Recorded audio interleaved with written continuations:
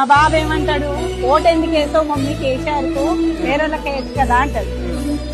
నేను ఓటు వేసి వచ్చినాక రాగానే ఎవరికి వేసినామంటే ఇంతమంది అమ్మల్ని చూసుకుంటాను అన్న. అమ్మల్ని అయితే కొందరు కొడుకులు చూసుకున్న వాళ్ళు కూడా ఉంటారు కదా.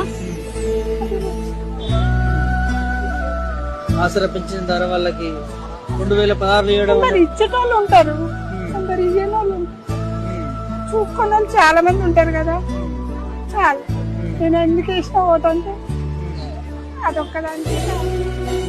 అంటే మీ అమ్మగారికి వస్తుందా పెన్షన్? అమ్మకు ఎవరికి రాని చూసిన వాళ్ళు ఉంటారు, కొందరు కొందరు చూడని వాళ్ళు ఉంటారు, కొందరు అసలు పడేసిన వాళ్ళు కూడా ఉన్నారు కదా.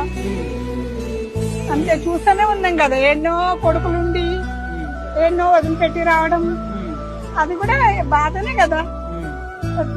ఎప్పుడైనా నేను కేసీఆర్ వచ్చి నుంచి మా కాంగ్రెస్ ఉంది మా గల్లీలో, వాళ్ళు ఏం డబ్బులు ఇస్తారు ఏమని, నేను కేసీఆర్ ఇంతవరకు